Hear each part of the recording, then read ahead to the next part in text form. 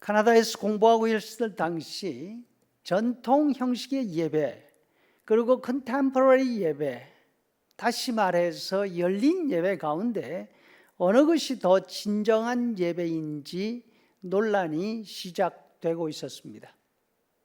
학교 자체가 성공회 계통의 학교였습니다. 성공회 교회에는 다양성이 인정되었습니다. 신학적인 면이나 예전적인 면을 볼 때에 하이 처치와 로우 처치로 구별되었습니다. 하이 처치란 신학과 예전이 천주교회의 전통을 따르고 있습니다. 예배가 미사로 진행이 됩니다. 신학적인 면에서도 천주교회 교리를 많이 채택하고 있었습니다. 반면 로우 처치는 개신교 전통을 가지고 있었습니다. 특히 신학적으로 장로교회와 마찬가지로 칼빈주의를 택하고 하나님의 주권을 강조했습니다. 예배도 설교를 중심으로 하는 개신교 방식을 채택했습니다. 하이 처치와 로우 처치는 이렇게 차이들이 많았죠. 하이 처치와 달리 매주 성찬식을 하지도 않았습니다. 여기에다가 오순절 경향도 있었습니다. 그래서 성령의 은사를 강조하는 분들도 있었죠. 참 다양했습니다. 학교 분위기는 더 다양했습니다. 선생님들 가운데는 영국 케임브리지 출신이 중심적이었지만 스코틀랜드, 호주, 미국 등 세계 여러 나라에서 오신 분들이 있었습니다. 성공의 배경을 가진 선생님들이라고 해서 다 같지 않았습니다. 예배 때 메시지를 전하면서 조크를 하면 선생님과 같은 나라에서 온 사람들만 웃었습니다. 다른 나라 사람들은 그 조크 뜻 자체를 이해하지 못했습니다. 여기에 더해서 장로교 출신, 감리교 출신, 오순절 출신 교파도 다양했습니다. 신학적인 사상은 겉으로 드러나지 않으니까 다양성을 느끼려면 시간이 한참 걸립니다. 하지만 일주일에 한 번 있는 채플은 그날 설교자에 따라서 각각 다른 방식으로 진행이 되었습니다. 성공의 하이처 출신 선생님이 설교하시는 날에는 채플실 앞에 성찬상이 준비됩니다.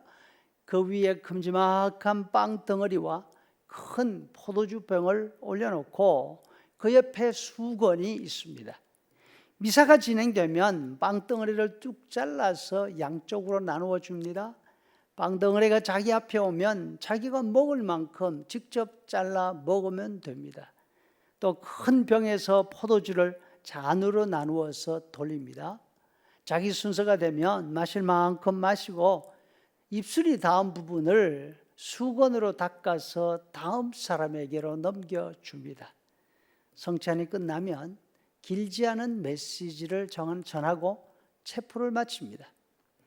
장로교 출신 교수님이 체프를 인도하시면 신앙 고백하고 기도를 간단하게 한 다음 대부분의 시간을 설교에 활용했습니다. 오순절 출신 선생님이 체프를 인도하는 날에는 드럼을 비롯한 밴드가 총 출동을 합니다. 그날에는 아침 일찍부터 찬양 연습으로 학교 건물 전체가 들들썩거렸습니다. 소위 말하는 열린 예배로 체프를 진행했던 것이죠. 같은 학교 내에서 일어나는 일인데 이렇게 다양했습니다. 90년대 초 한국에서는 아직 열린 예배라는 말 자체가 익숙하지 않은 그런 시대였습니다. 뱃속부터 장로교인인 나에게 예배에 관해서 참 많은 것을 생각하는 기회가 되었습니다. 어떤 형식의 예배가 진정한 예배일까? 사마리아 여인도 같은 고민을 하고 있는 듯합니다. 20절 세번역으로 읽으면 우리 조상은 이 산에서 예배를 드렸는데 선생님네 사람들은 예배 드려야 할 곳이 예루살렘에 있다고 합니다. 이 질문에 대한 예수님의 대답은 너무나 간단합니다. 하나님이 영이시다. 예배하려면 영과 진리로 하면 된다. 24절 말씀, 하나님은 영이시니 예배하는 자가 영과 진리로 예배할지니라. 하나님은 영이시기 때문에 시간, 장소, 방식에 구애받지 않으신다는 것입니다. 언제, 어디에서, 어떤 형식으로 예배해야 하는가? 중요하지만 이 질문보다 더 앞서고 더 중요한 일이 있습니다. 그것은 진리 가운데서 예배해야 한다는 것입니다.